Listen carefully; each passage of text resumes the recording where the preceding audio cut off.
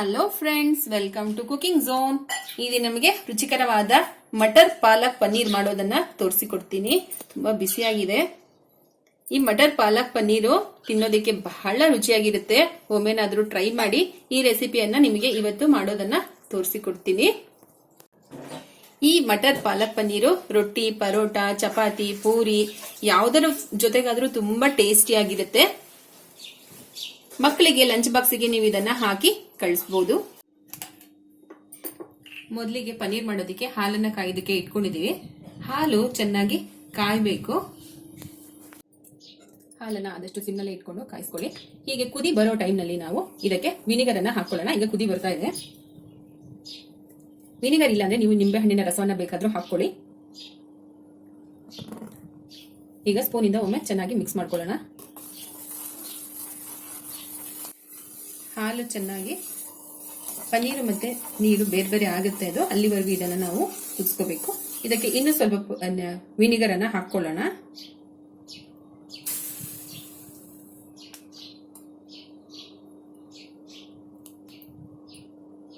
ಆದಷ್ಟು ಕಡಿಮೆ ಖರ್ಚಿನಲ್ಲಿ ನೀವು ಪನ್ನೀರನ್ನ ಮನೆಯಲ್ಲೇ ಈಸಿಯಾಗಿ ಮಾಡ್ಕೋಬಹುದು.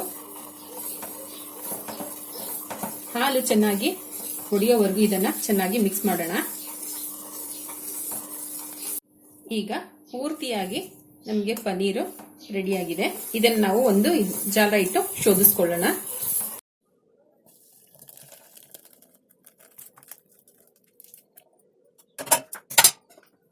ನಾವು ವಿನಿಗರ್ ಅನ್ನ ಹಾಕಿರೋದ್ರಿಂದ ನಾವು ಇದಕ್ಕೆ ಮೇಲೆ ಸ್ವಲ್ಪ ನೀರನ್ನ ಹಾಕಿ ಸ್ವಲ್ಪ ಹುಳಿ ಅಂಶ ಹೋಗೋ ತರ ಮಾಡ್ಕೊಳ್ಳೋಣ.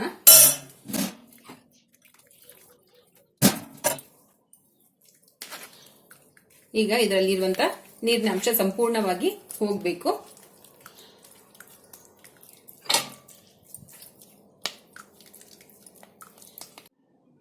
ಕೈಯಿಂದ ಒಮ್ಮೆ ಇದರಲ್ಲಿ ಇರುವಂತಹ ನೀರಿನ ಅಂಶವನ್ನೆಲ್ಲ ನಾವು ಹಿಂಡಿ ಇದನ್ನ ಜಾರಿಗೆ ಹಾಕೊಳ್ಳೋಣ. ನೀವು ಕೈಯಲ್ಲಿ ಬೇಕಾದ್ರೂ ಇದನ್ನ ನೀವು ಮೇದಿಸ್ಕೋಬಹುದು.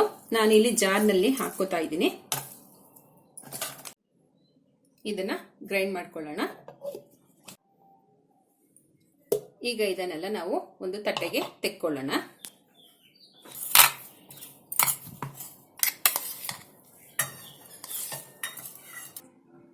ಈಗ ಕೈಯಿಂದ ಒಮ್ಮೆ ಚೆನ್ನಾಗಿ ಮಿಕ್ಸ್ ಮಾಡಿಕೊಂಡು ಇದನ್ನ ಶೇಪ್ ಮಾಡ್ಕೊಳ್ಳೋಣ. ನೀವು ಮನೆಯಲ್ಲಿ ಈ ರೀತಿ ರುಚಿಯಾಗಿ ಪನ್ನೀರನ್ನ ಕಡಿಮೆ ಖರ್ಚಿನಲ್ಲಿ ತಯಾರು ಮಾಡ್ಕೊಳ್ಳಿ. 1 ಲೀಟರ್ ಹಾಲಿನಲ್ಲಿ ನಿಮಗೆ ಒಂದು 200 ಗ್ರಾಂನಷ್ಟು ಪನ್ನೀರು ಆಗುತ್ತೆ. ಈಗ ಅದನ್ನು ನಾವು ಪೀಸ್ಗಳಾಗಿ ಕಟ್ ಮಾಡ್ಕೊಳ್ಳೋಣ.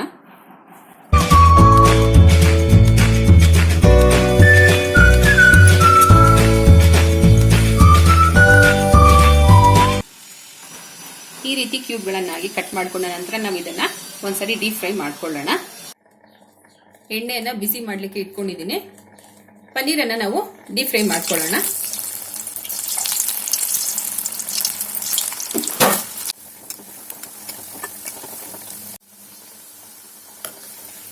ಎರಡು ಕಡೆ ಫ್ರೈ ಮಾಡಿ ಒಂದು ಪ್ಲೇಟ್ಗೆ ತೆಕ್ಕೊಳ್ಳೋಣ.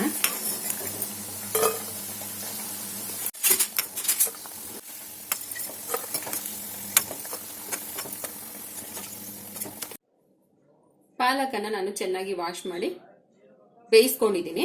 ಇದು ತಣ್ಣಗಾಗಿದೆ. ಇದನ್ನ ನಾವು ಪೇಸ್ಟ್ ಮಾಡ್ಕೊಳ್ಳೋಣ.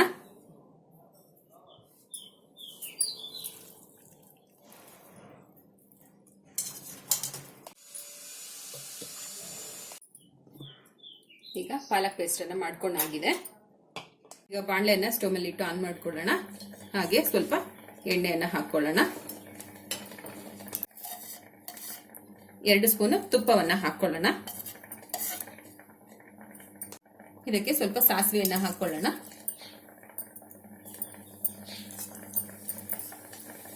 ಸ್ವಲ್ಪ ಜೀರಿಗೆಯನ್ನ ಹಾಕೊಳ್ಳೋಣ. ಸಣ್ಣದಾಗಿ ಕಟ್ ಮಾಡಿದಂತ ಈರುಳ್ಳಿಯನ್ನ ಹಾಕೊಳ್ಳೋಣ.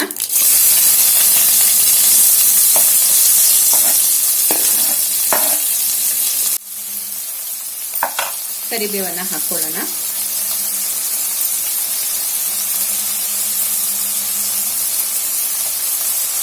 ಈರುಳ್ಳಿಯನ್ನ ಫ್ರೈ ಮಾಡ್ಕೊಳ್ಳೋಣ. ಈರುಳ್ಳಿ ಸ್ವಲ್ಪ ಫ್ರೈ ಆದ ನಂತರ ಶುಂಠಿ ಬೆಳ್ಳುಳ್ಳಿ ಹಸಿಮೆಣಕಾಯಿ ಪೇಸ್ಟ್ ಅನ್ನ ಹಾಕೊಳ್ಳೋಣ.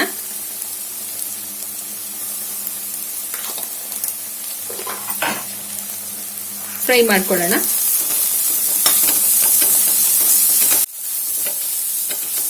ನಂತರ ನಾವು ಒಂದು 3 ಟೊಮೆಟೊ ಹಣ್ಣುಗಳನ್ನ ಪೇಸ್ಟ್ ಮಾಡಿ ಇಟ್ಕೊಂಡಿದ್ದೀನಿ, ಅದನ್ನ ಇದಕ್ಕೆ ಸೇರಿಸ್ಕೊಳ್ಳೋಣ.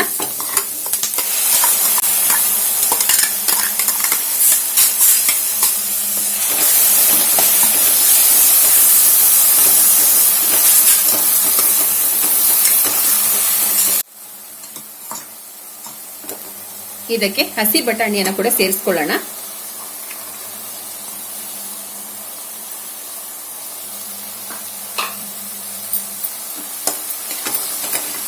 ಒಂದು 2 ನಿಮಿಷ ಫ್ರೈ ಮಾಡ್ಕೊಳ್ಳೋಣ.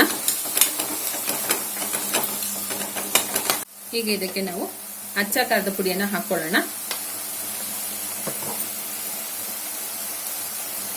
ಧನಿಯಾ ಪುಡಿಯನ್ನ ಹಾಕೊಳ್ಳೋಣ. ಜೀರಿಗೆ ಪುಡಿಯನ್ನ ಹಾಕೊಳ್ಳೋಣ. ಒಮ್ಮೆ ಎಲ್ಲವನ್ನ ಮಿಕ್ಸ್ ಮಾಡ್ಕೊಳ್ಳೋಣ.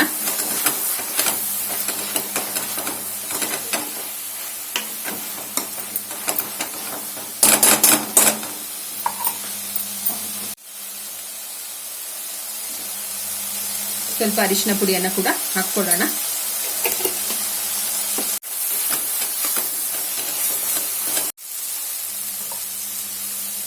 ರುಬ್ಬಿಕೊಂಡಿರುವಂತ ಪಾಲಕ್ ಪೇಸ್ಟ್ಗೆ ನಾನು 1.5 ಸ್ಪೂನ್ ಅಷ್ಟು ಕಾರ್ನ್ಫ್ಲೋರ್ ಅನ್ನ ಹಾಕೋತಾ ಇದ್ದೀನಿ. ಇದಕ್ಕೆ ಕಾರ್ನ್ಫ್ಲೋರ್ ನ ಹಾಕಿ ಒಂದ್ಸಾರಿ ಮಿಕ್ಸ್ ಮಾಡಿಕೊಂಡು ಇದಕ್ಕೆ ಸೇರಿಸ್ಕೊಳ್ಳೋಣ.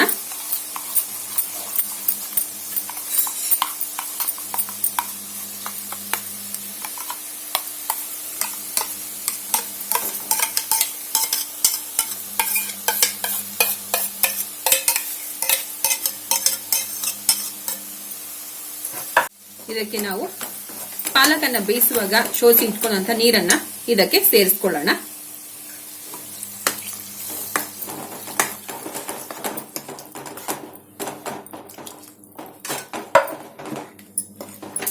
ಇದಕ್ಕೆ ರುಚಿಗೆ ತಕ್ಕಷ್ಟು ಉಪ್ಪನ್ನ ಹಾಕೊಳ್ಳೋಣ. ಕಟ್ ಮಾಡಿದಂತ 1 ಟೊಮೆಟೊ ಹಣ್ಣನ್ನ ಇದಕ್ಕೆ ಸೇರಿಸ್ಕೊತಾ ಇದ್ದೀನಿ. ಟೇಸ್ಟ್ ಈ ರೀತಿ ಹಾಕೋದ್ರಿಂದ ಚೆನ್ನಾಗಿರುತ್ತೆ. ನಿಮ್ಗೆ ಬೇಕಿದ್ರೆ ಸೇರಿಸ್ಕೊಳ್ಳಿ.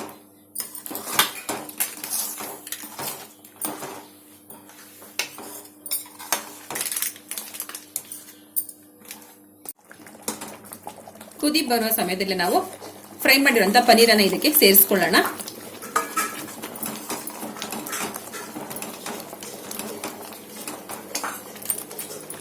ಗರಂ ಮಸಾಲವನ್ನ ಯಾವಾಗಲೂ ಕೊನೆಯಲ್ಲಿ ಹಾಕೊಳ್ಳಿ.